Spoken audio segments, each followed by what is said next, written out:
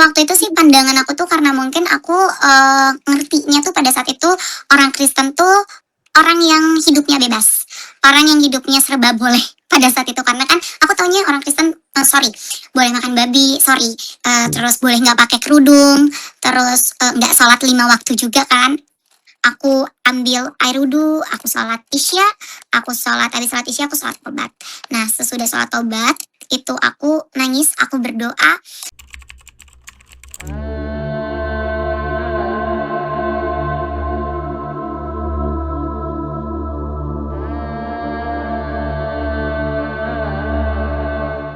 Assalamualaikum, saya bukan ustazah, namun bagi kaum perempuan wajib semua untuk memperdalami agama, khususnya agama yang sering berseteru di negara kita ini. Nah, teman-teman, kami baru mengambil kutipan video untuk kita simak bersama.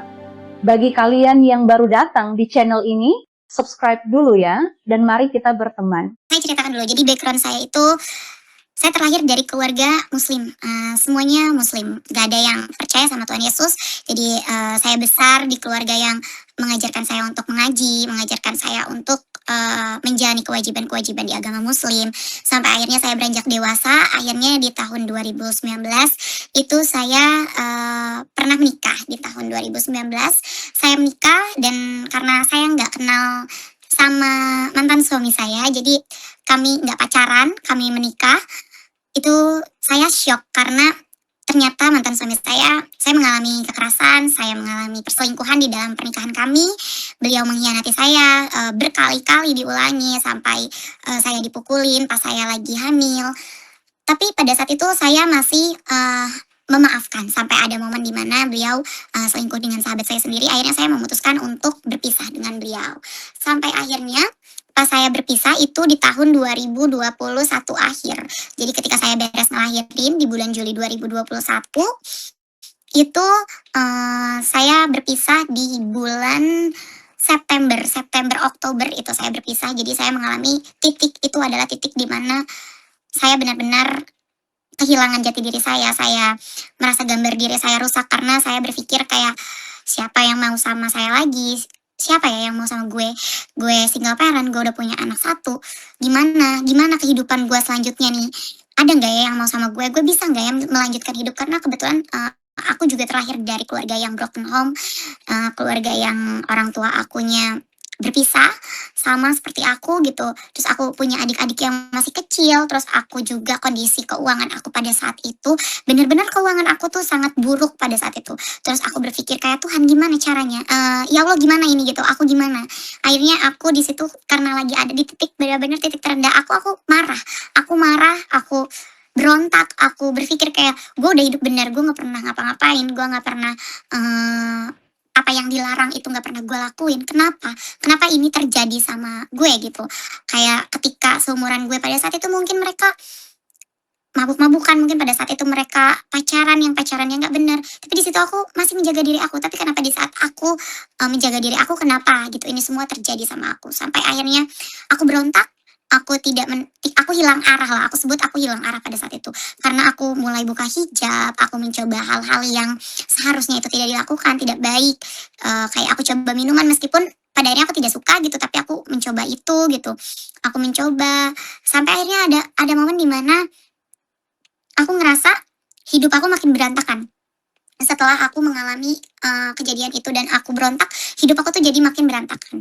Aku berpikir kayak, kenapa gue jadi makin gak dihargain ya sama orang? Kenapa gue jadi makin direndahin ya sama orang gitu? Kayaknya gue harus balik lagi deh sama Tuhan gitu. Pada saat itu aku mencoba untuk memutuskan, itu waktu itu aku pulang dari Bali. Pulang dari Bali aku memutuskan untuk, oke, gue mau ambil keputusan untuk gue balik lagi sama Tuhan gue yang dulu. Aku ambil air wudhu, aku sholat Isya, habis sholat Isya aku sholat tobat. Nah, sesudah sholat tobat, itu aku nangis, aku berdoa, aku minta ampun sama Allah pada saat itu. Sampai aku ketiduran, aku mimpi. Pada saat aku mimpi, itu aku didatengin sama cahaya. Aku didatengin sama cahaya, pure cahaya yang sangat terang. Di mimpi itu aku duduk di bawah pohon yang sangat besar. Dan cahaya itu, aku di bawah pohon itu aku duduk kayak aku nangis gitu. Kami mohon maaf izinkan kami bertanya kepada teman-teman Kristen. Sudah 3 video kami kutip kesaksian orang Islam yang murtad meninggalkan Islam. Ketiga orang tersebut semuanya bermimpi bertemu cahaya. Pertanyaannya, apakah memang seperti itu semua kejadian mereka murtad? Coba kalian jawab ya. Terus ada suara yang menggema, dia bilang, "Nak, gak usah takut, Bapak gak akan pernah tinggalin kamu, Bapak akan selalu sertai kamu." Suara itu benar-benar menggema dan buat aku ngerasa, pada saat itu aku gak ngerti damai sejahtera. Jadi pada saat itu aku ngerasa aku tenang aja, aku nangis di situ sampai aku kebangun, karena aku juga kaget gitu pas aku kebangun, karena yang aku tahu Bapak itu adalah Tuhannya orang Kristen. Jadi aku berpikir, ini apa sih, ini mimpi apa? Bapak itu kan Tuhannya orang Kristen, kenapa gue mimpi Bapak gitu? Sampai akhirnya aku abis aku kebangun, tapi pas aku kebangun itu keadaan aku beneran nangis. Nah jadi pas aku kebangun, aku langsung ke bawah, aku ambil air wudhu, aku sholat tahajud, di situ aku minta ampun lagi. Tapi aku penasaran Bapak itu siapa sebenarnya. Sampai akhirnya aku cari di Safari gereja terdekat, karena aku tahu Bapak itu panggilannya orang Kristen ke Tuhannya gitu. Jadi aku kalau mau cari tahu Bapak ini ya di gereja gitu pada saat itu, di pikiran awam aku ya.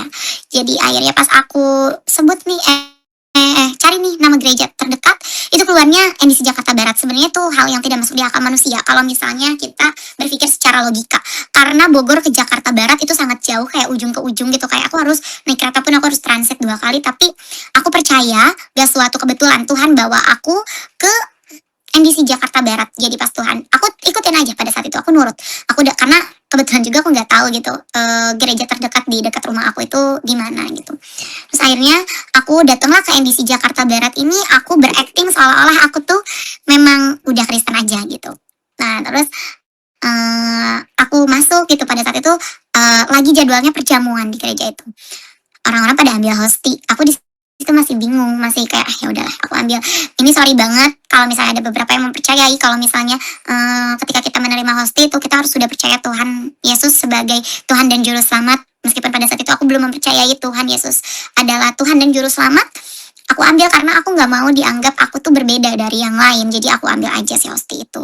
Aku masuk ke dalam gedung gereja, aku duduk, ketika worship aku berdiri, meskipun aku nggak tahu lagunya, aku ya nunduk aja sampai akhirnya ada momen khotbah. Nah pas di khotbah itu tema khotbahnya adalah tentang the calling. Itu benar-benar bukan suatu kebetulan, dan aku percaya kenapa Tuhan bawa aku sampai ke Jakarta Barat ya karena Tuhan pengen aku dengar. Nanti kalau misalnya aku udah ikut Tuhan, aku harus pikul salib, aku harus sangkal diri, ada harga yang harus aku bayar. Mungkin kalau misalnya aku nggak datang hari itu pada saat hari itu ke gereja NDC Jakarta Barat, mungkin aku nggak akan dengar pikul salib itu gimana, sangkal diri itu gimana, ikut Tuhan itu sakitnya kayak gimana, mungkin aku nggak akan tahu. Jadi pada saat di hari itu dan spesifik, Tuhan benar-benar berbicara tuh secara spesifik. Jadi ketika aku mendengar khotbah itu, aku berpikir kayak ini Tuhan mau berbicara gitu, tapi aku di situ masih yang belum sadar gitu. Nah tema khotbahnya tentang the calling dan spesifik Tuhan benar-benar berbicara lewat pendeta itu tentang orang Muslim yang pindah ke Kristen. Padahal kan agama di Indonesia banyak, ada Buddha, ada Hindu, tapi benar-benar Tuhan spesifik berbicaranya tuh tentang orang Islam yang pindah ke Kristen. Tapi pada saat itu aku masih ya udah biasa aja gitu. Sampai akhirnya aku perjamuan kudus, di ayat perjamuan kudus itu aku dapetin Yeremia 1 ayat 5. Meskipun di Yeremia 1 ayat 5 itu isi ayatnya aku telah mengenalmu sebelum kamu ada di rahim ibumu, tapi ayat yang aku dapat adalah Bapa telah mengenalmu sebelum kamu ada di rahim ibumu. Aku percaya banget Tuhan itu pasti udah rancangin semuanya biar ketemu jalannya kayak gimana, biar aku tetap cari dia gitu. Bikin aku makin penasaran, Bapak ini tuh siapa? Bapak ini tuh kenapa muncul mulu gitu, kenapa bapak tuh emang siapa sih gitu, bikin aku berpikir seperti itu. Sampai akhirnya aku pulang di situ aku belum mengalami jamahan Tuhan sampai aku ngerasain hadiratnya gitu, belum. Pas aku pulang cuman aku dikasih rasa gelisah kayak kenapa ya gue pengen datang ke gereja lagi, gelisah pengen ke gereja lagi gitu. Kenapa gue pas di gereja gue tenang, kenapa gue ini gelisah lagi pengen ke gereja lagi gitu. Sampai pada akhirnya aku telepon salah satu teman aku yang sekarang jadi kakak rohani aku. Aku mau say thanks banget sama Kak Andani Ayu. Dia adalah salah satu kakak rohani aku yang nemenin perjalanan iman aku benar-benar dari aku belum 100% percaya Tuhan sampai aku di titik sekarang itu Kak Ayu selalu nemenin aku. Kak Ayu selalu menopang aku di dalam doa gitu. Pada saat itu aku telepon Kak Ayu. Kebetulan Kak Ayu ini adalah salah satu teman kantor aku, tapi aku bukan yang deket banget sih sama dia. Cuman kayak kita sering makan bareng, tapi bukan yang deket deep talk, enggak. Cuman ya sekedar teman makan bareng aja. Kenapa aku tiba-tiba kepikiran Kak Ayu? Karena Kak Ayu ini beliau suka bikin snapgram, beliau suka bikin instastory tentang entah itu worship, entah itu khotbah pendetanya di gerejanya gitu. Jadi dia suka upload yang berhubungan dengan gereja. Sampai akhirnya aku nelfon beliau, beliau kaget, Kak Ayu kaget, kenapa aku tiba-tiba nanyain gereja gitu. Aku tanya, Kak, gereja itu cuman ada di hari Minggu ya? Kenapa gitu kan Kak Ayu tanya. Enggak, gue pengen ke gereja, tapi kayaknya kalau nunggu Minggu kelamaan deh. Kak itu di situ sebenarnya udah excited campur penasaran juga kenapa gitu aku bisa ke gereja. Sampai akhirnya aku bilang sama Kak Ayu, gue nggak mau ditanya kalau lo mau anterin, oke, tapi kalau misalnya nggak mau ya udah kasih gue alamatnya aja Kak. Kak Ayu akhirnya bilang kayak, iya gue temenin ya, nanti gue sama Johan tuh suaminya. Nah akhirnya kami janjian di SCBD, jadi kami datang ke gereja Tiberias. Pada saat itu ibadah PA wanita tengah minggu dengan Pastor Gideon Simanjuntak.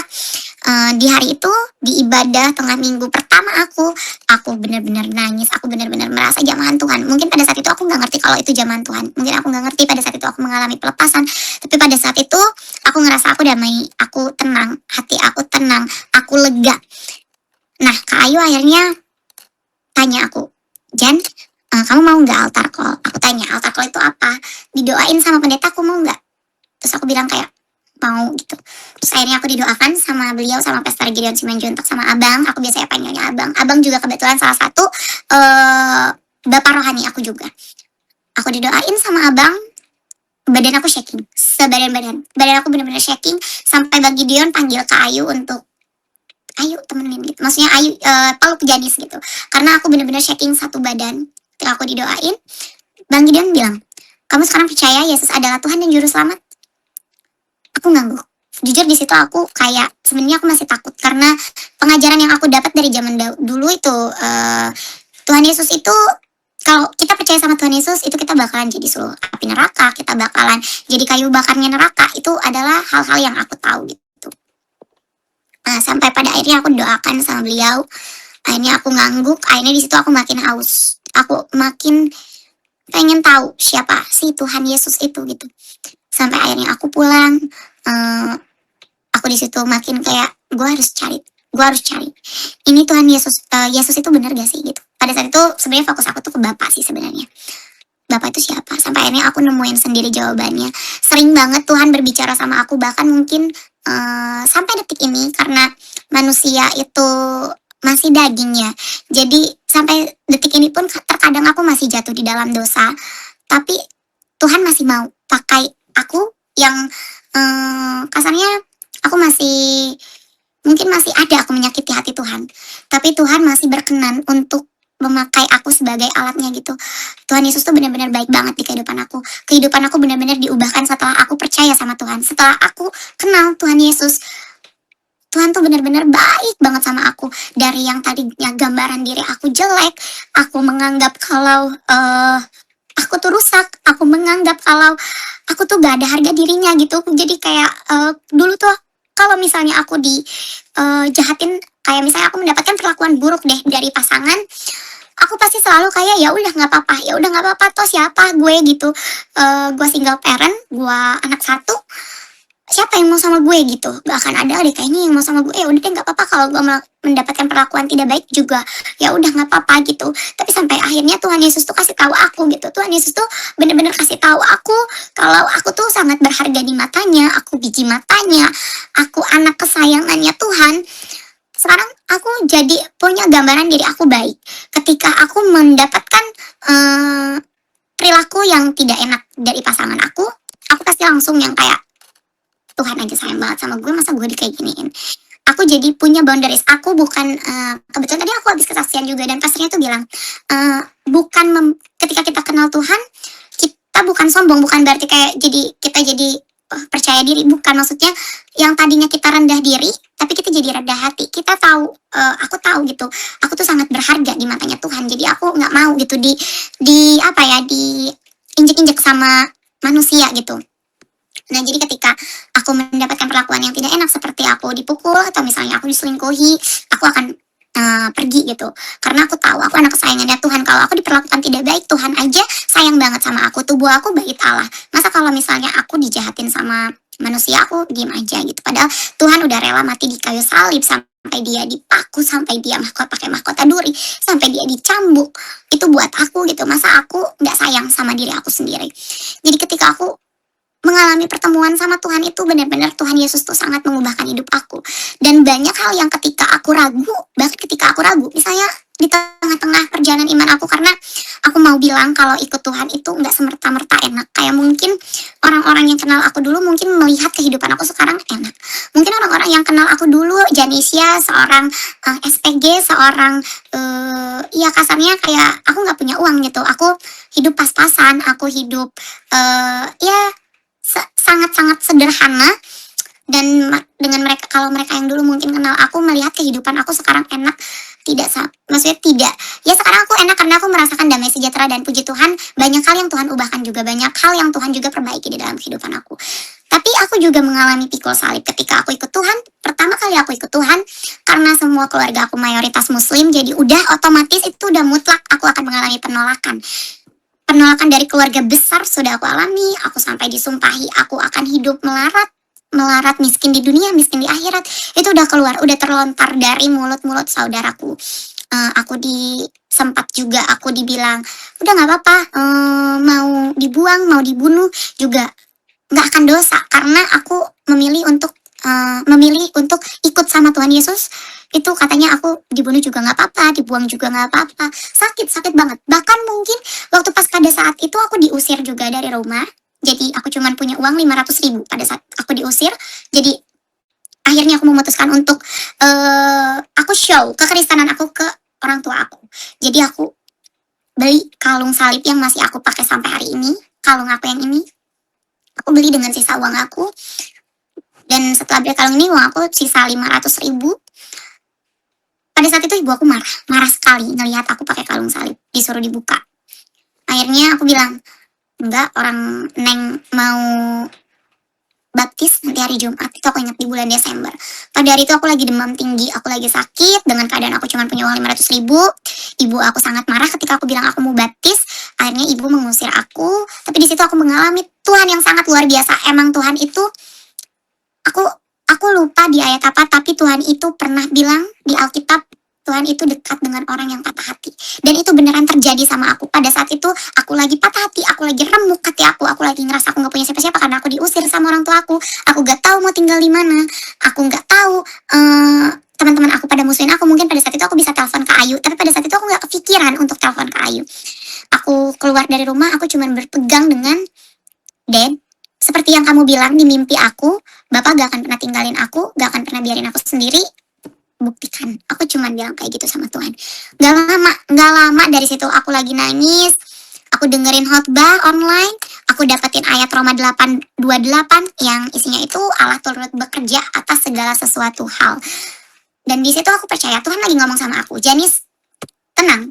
Gua ada kok. Gua kerja kok. Di setiap kehidupan lo, gua turun tangan buat ambil alih kehidupan lo, Janis, gitu. Pada saat itu aku menangkapnya di Roma 8:28 tuh, Tuhan tuh ngomong kayak gitu sama aku. Jadi akhirnya aku berani untuk keluar dari rumah.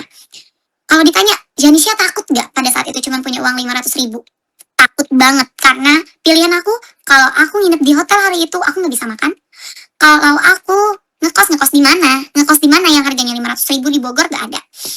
Kalau aku pakai makan buat sehari-hari, mungkin aku bisa makan berhari-hari dengan uang 500.000. Tapi aku mau tidur di mana?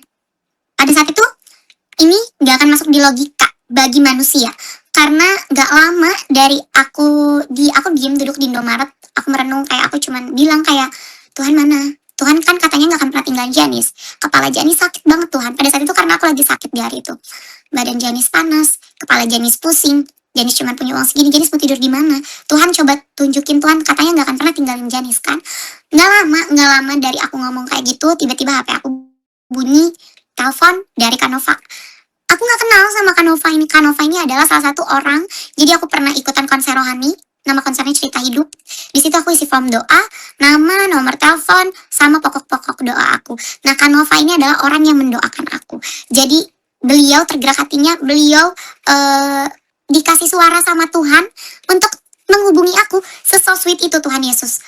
Bener-bener di waktu yang tepat. Kayak dia tuh bener-bener gak akan biarin anaknya tergeletak. Asal apa? Asal kamu surrender sama dia. Asal kamu berserah. Karena pada hari itu aku benar-benar berserah sama Tuhan. Kayak, Tuhan terserah deh.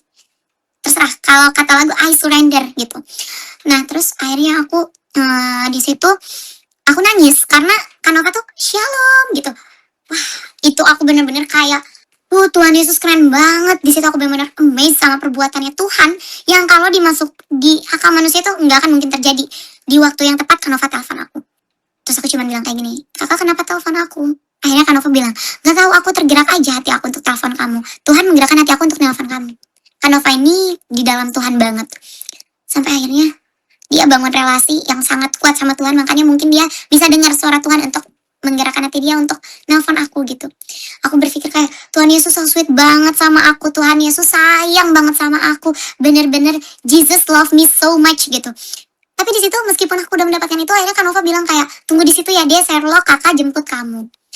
Akhirnya aku dijemput sama Kanova, tapi sepanjang perjalanan aku masih takut, aku masih gimana ya, kenapa ya gue jadi berantem deh sama ibu gue, gimana ya, gue nggak mau nih jadi berantem sama ibu gue.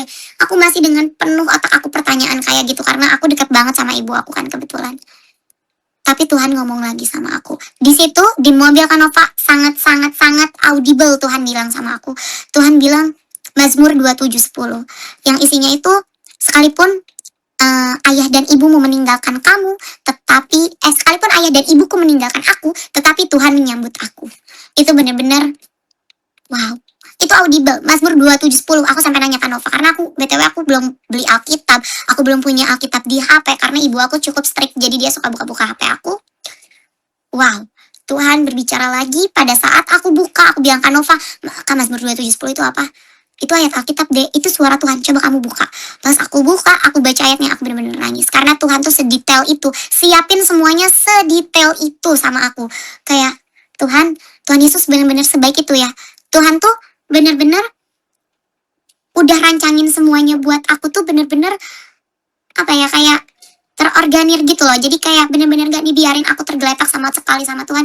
Meskipun aku pikul salib, meskipun aku mengalami pencobaan, meskipun aku mengalami proses yang kalau dibilang kayak, kenapa sih Tuhan, kapan sih Tuhan aku senengnya gitu.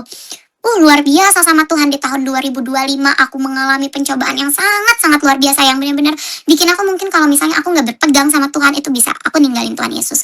Di tahun 2025 itu pelajaran hidup yang sangat cukup. Tuhan proses akunya luar biasa, karena mungkin jadi kan aku mengalami Tuhan di tahun 2023 nih. Aku cinta-cintanya sama Tuhan sampai aku jadi pelayanan, jadi pelayan Tuhan, sampai aku ketemu sama teman-teman rohani, sampai aku punya pacar, sampai aku ngerasa hidup aku tuh akhirnya aku diterima lagi sama keluarga aku. Jadi aku pikul salib mungkin waktu awal-awal aku kenal Tuhan di tahun 2023, ya udahlah pikul salibnya masih akunya masih kuat gitu aku pikul salibnya. Kayak aku mengalami pencobaan di ini doang, ditinggalin sama ibu, sama sahabat-sahabat aku, tapi mereka juga balik lagi sama akunya cepet gitu. Nah di tahun 2024 itu menurut aku tahun yang paling aku wah gitu. Aku kerja, aku punya penghasilan lumayan, terus orang tua aku udah menerima aku kembali, aku punya pasangan yang takut akan Tuhan, aku punya sahabat-sahabat yang takut akan Tuhan juga. Aku ngerasa hidup aku komplit waktu di tahun 2024. Aku ngerasa aku udah hidup sempurna, maksudnya udah, ini nih bayaran aku kemarin pikul salib. Aku udah mulai meninggi hati, mungkin ya, aku tinggi hati itu, makanya Tuhan ajarin aku lagi. Mungkin aku di situ kayak, mungkin aku ngerasanya aku melayani Tuhan pada saat itu, tapi ternyata aku melayani diri aku sendiri. Jadi mungkin aku cuma pelayanan aja, tapi relationship aku sama Tuhan gak aku bangun pada saat itu. Mungkin aku bangun, aku ngomongin Tuhan terus sama sahabat-sahabat aku ngomongin Tuhan terus sama pasangan aku pada saat itu, sama mantanku gitu. Kita doa bareng setiap hari, kita ngomongin kebaikan Tuhan, kita sharing firman Tuhan setiap hari. Apapun yang akan kita lakukan, kita mulai dengan doa. Tapi ternyata itu membuat aku bergantung sama manusianya. Jadi ternyata di tahun 2024 tanpa aku sadari aku udah menomorduakan Tuhan. Yang aku nomor satu kan adalah hidup aku udah sempurna, pasangan aku udah baik banget, sahabat aku punya sahabat yang sangat baik juga, keluarga aku udah terima aku. Di situ aku ngerasa komplit, hidup Janice komplit. Dan aku menomorduakan Tuhan gitu. Tapi pada saat itu aku nggak sadar karena aku pelayanan, karena aku ngomongin Tuhan juga setiap hari. Sampai akhirnya aku ditegur Tuhan di tahun 2025. Di tahun 2025 itu aku benar-benar diproses Tuhan lagi. Aku ditegur lagi sama Tuhan kayak, Janice, lo nggak bergantung sama gue sekarang. Lo bergantungnya sama ini orang bertiga gitu. 3 orang ini adalah pada saat itu orang yang paling sangat aku sayangi. Aku ngerasa mungkin pada saat itu kalau gue nggak ada mereka bertiga gimana ya gitu. Pertama, Tuhan ambil pasangan aku. Di situ aku udah mau menikah. Aku udah bimbingan pranikah, aku udah siapkan semuanya. Tapi Tuhan mungkin cemburu. Tuhan kita tuh pecemburu. Mungkin pada saat itu Tuhan cemburu sama aku karena aku lebih sering ceritanya sama mereka daripada sama Tuhan. Jadi aku ceritanya selalu sama mantan aku, sama kakak-kakak rohani aku, tapi sama Tuhannya sedikit aku cerita. Nah, sampai akhirnya di pertengahan tahun 2025 Tuhan buat hubungan aku sama mantan aku yang kemarin mau nikah itu putus. Aku marah. Tapi bukan yang marah gimana, karena aku masih punya 2 nih, masih punya kakak rohani aku. Aku cuman kayak gini, kenapa sih Tuhan? Dia kan takut Tuhan, dia kan cinta Tuhan. Aku sama dia bertumbuh banget loh Tuhan. Aku sama dia baca Alkitab setiap hari. Aku sama dia doa bareng setiap hari. Katanya kan pasangan yang dari Tuhan membuat kita bertumbuh. Mana Tuhan? Kenapa Tuhan ambil? Kenapa? Katanya dia dari Tuhan. Kok tetap Tuhan ambil? Aku gak sadar. Ternyata ketika aku menjalin hubungan dengan dia, membuat gambar diri aku adalah ada satu hal yang ketika aku berhubungan sama dia membuat gambar diri aku tuh jadi downgrade lagi gitu. Makanya Tuhan ambil dia dari hidup aku. Biar Tuhan tuh gak mau ngeliat aku tuh udah sempat membangun gambar diri aku tuh menjadi berharga, tapi setelah aku pacaran sama dia ada gambar diri aku yang mulai agak turun lagi gitu. Tapi sebenarnya dari faktor eksternal. Nah, Tuhan ambil pasangan aku di tahun 2025 pertengahan sampai di tahun 2025 akhir. Tuhan ambil juga kakak rohani aku yang 2 ini. Jadi mereka, jadi aku kelas sama mereka, aku jadi nggak berteman lagi sama mereka. Di situ Tuhan bener-bener kasih pelajaran sama aku. Janisya, udah ya jauh dari akunya. Janisya, udah ya bergantung sama manusianya. Tuhan tuh benar-benar memproses aku. Aku pikul salib, aku bayar harga. Itu kan aku membayar harga dong. Kenapa aku harus pada saat, jadi ada momen dimana 2023 Tuhan datengin aku. Akhirnya aku ketemu sama mereka bertiga setelah aku mengenal Tuhan. Tuhan kenalin aku sama mereka bertiga, bukannya bikin aku jadi makin dekat sama Tuhan. Aku ngerasanya aku dekat juga sama Tuhan, tapi ternyata bikin aku bergantung sama mereka bertiga ini, bukan bergantung sama Tuhan. Jadi di tahun 2025 saking sayangnya Tuhan sama aku, Tuhan ambil lagi aku. Tuhan paksa aku lagi untuk balik lagi yuk sama aku, Janice gitu. Di tahun 2025 akhir aku sempet kayak, kenapa sih Tuhan, hidup aku tuh udah oke loh. Aku udah ngerasa ini jawaban, ini hadiah dari Tuhan. Tapi ternyata setelah aku merenung, setelah aku tanya lagi sama Tuhan, Tuhan kasih jawaban ke aku. Ini aku lagi proses kamu, aku lagi pisahin kamu. Kamu kan bilang, aku tuh BTW aku selalu berdoa gini, Tuhan terjadilah sesuai dengan kehendakmu, bukan kehendakku. Apapun yang bukan dari Tuhan, Tuhan tolong jauhin. Dan Tuhan jauhin itu semua dari aku. Berarti jawabannya apa, Janice? Jawabannya mereka bukan dari Tuhan. Ya udah, mereka datang cuman buat kasih pelajaran sama kamu. Buat kasih aku belajar biar aku tuh bergantung sepenuhnya sama Tuhan Yesus. Jadi perjalanan iman aku sama Tuhan Yesus itu benar-benar sangat roller coaster. Ada di mana akunya lupa sama dia, tapi yang aku mau highlight adalah meskipun kita udah jatuh, karena kan kita domba, jadi kayak bener-bener Tuhan tuh gembala kita tuh bener-bener. Aku puji Tuhan, bersyukur banget tuh Tuhan tuh bener-bener ketika aku mau gitu, Tuhan tarik lagi, mau jatuh lagi, Tuhan tarik lagi. Jadi aku bersyukurnya tuh Tuhan Yesus tuh sangat baik sama aku. Kayak aku baru ngerti sekarang Tuhan mau membentuk aku gitu. Kemarin tuh benar-benar prosesnya tuh sangat luar biasa. Jadi kalau misalnya orang-orang lama aku kenal aku dan rasanya kayak Janisha ikut Tuhan Yesus jadi hidupnya jadi enak ya, enggak. ikut Tuhan tuh banyak banget harga yang harus dibayar, banyak banget harga yang aku harus mengorbankan ego aku harus mengorbankan diri aku, banyak banget hal yang harus dikorbankan kalau mau ikut Tuhan Yesus. Cuman aku bersyukur banget. Jadi dulu tuh aku tuh sebelum aku kenal Tuhan juga, aku salah satu orang yang sering banget suicide. Aku sering banget menyakiti diri aku sendiri. Aku sering membuat hal-hal yang nggak baik. Aku sering sayat-sayat tangan aku. Aku minum Baygon, aku minum Superpel, aku minum Panadol sampai 10 biji gitu.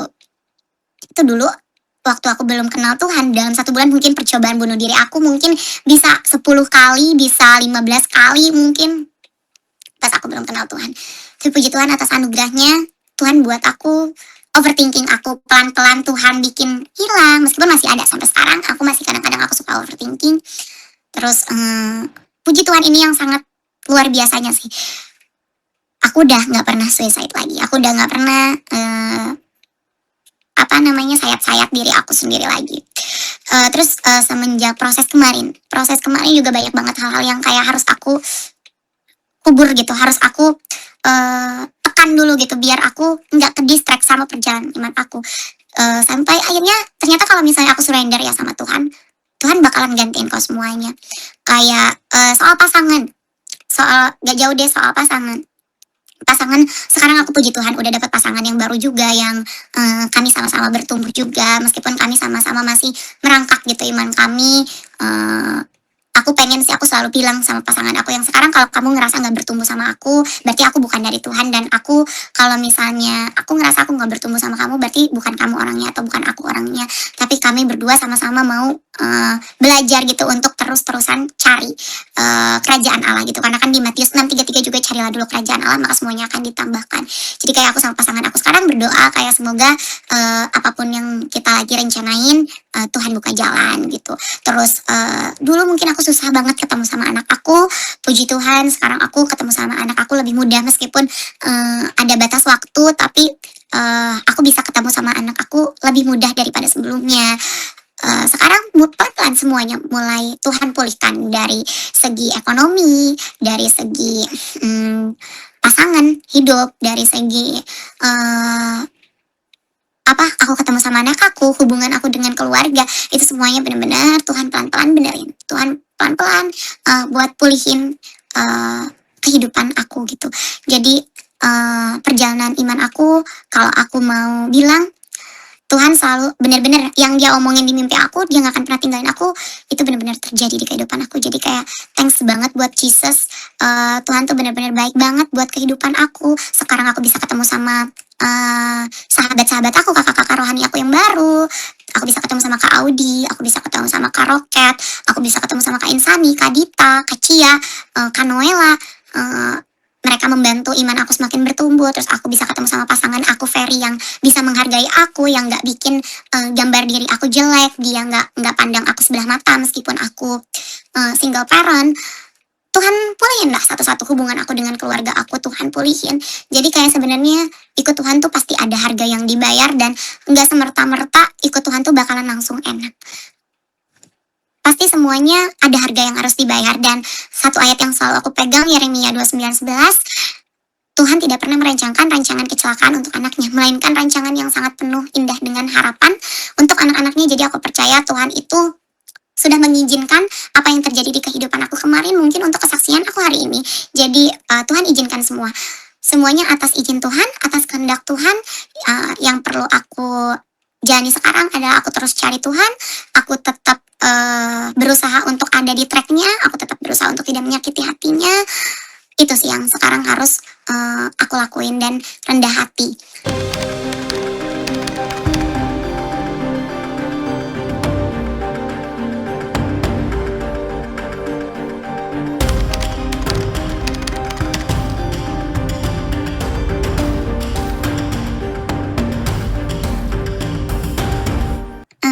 Enggak. Jadi Enggak, waktu sama dalam sekali. gimana, kedengaran suara saya? Terdengar Pastor. Ya, jadi waktu terima Tuhan apakah hidup langsung mudah atau tambah Eh, sulit? Waktu awal nerima Tuhan tambah sulit, jujur. Karena Tuhan baru pulihin tuh sekarang-sekarang sih. Kalau waktu Hmm, pertama kali ikut Tuhan malah lebih sulit itu. Waktu mengalami kesulitan-kesulitan itu atau bertambah sulit, adakah pernah terlintas di hatimu, di pikiranmu, "Ah, gua balik aja deh." Waktu awal-awal itu sempat, tapi waktu sebelum aku baptis, Pastor. Sebenarnya Mmm, bukan balik aja, lebih ke kayak, "Ah, udah deh, yang penting percaya Tuhan Yesus di dalam hati aja," gitu. Tapi ya udah mmm, deh, daripada gue jadi berantem sama keluarga gue, ya udah gue pura-pura aja gitu, aku masih gak percaya Tuhan Yesus gitu dalam hati. Cuman puji Tuhan itu yang aku bilang, Tuhan tuh kayak nggak mau gitu, kayak aku misalnya nih lagi jalan terus aku udah mau jatuh, pasti Tuhan mmm, langsung Janis gitu, pasti langsung Janis, pasti langsung kayak gitu. Jadi mmm, pada saat itu pernah aku terbesit kayak bukan ninggalin Tuhan sih, lebih ke kayak gue pura-pura aja deh, ya udah gue percaya Yesusnya dalam hati aja gitu, nggak usah diumbar-umbar gitu. Cuman mmm. puji Tuhan sih, Tuhan kasih hikmat ke aku kayak nggak kayak gitu gitu.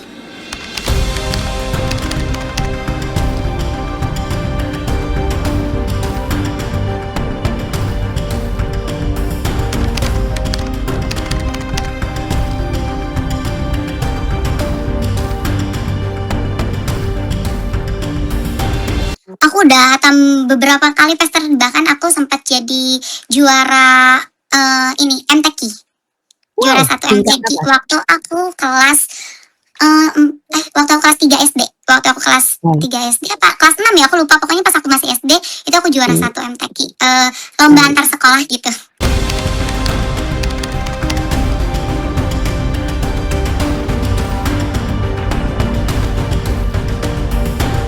Kalau waktu itu sih pandangan aku tuh karena mungkin aku, ngertinya tuh pada saat itu orang Kristen tuh orang yang hidupnya bebas, orang yang hidupnya serba boleh pada saat itu. Karena kan aku taunya orang Kristen, sorry, boleh makan babi, sorry, terus boleh nggak pakai kerudung, terus, nggak sholat 5 waktu juga kan.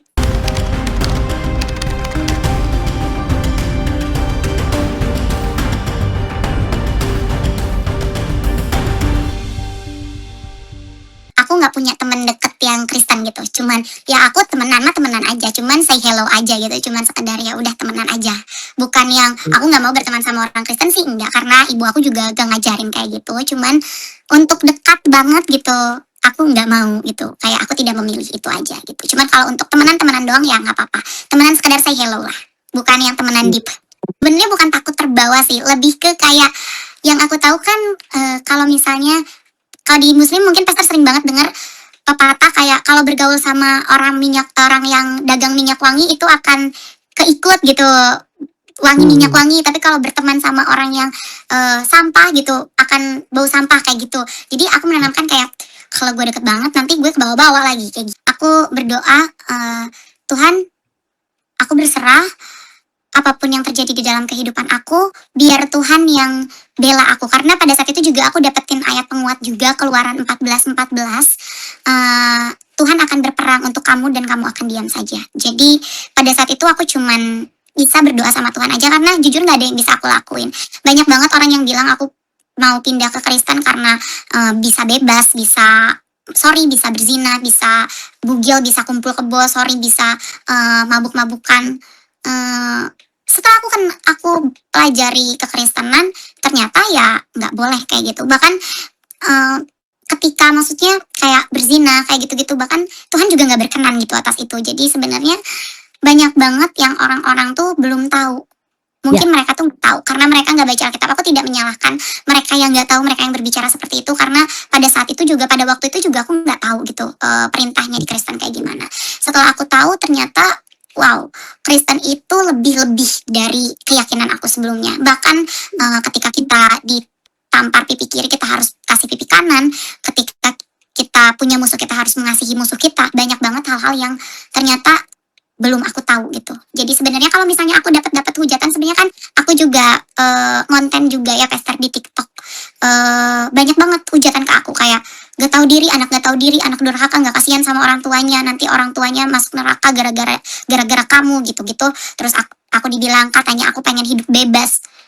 Aku cuman mmm, kayak Tuhan kasih aku hikmat. Kalau misalnya Tuhan belum bisa kasih aku hikmat untuk aku menjawab mereka, Tuhan kasih aku kekuatan biar aku nggak emosi. Karena jujur kayak iya. aku kan masih belum tahu gimana ya ini cara nyampeinnya, Kristen tuh nggak kayak gini loh gitu.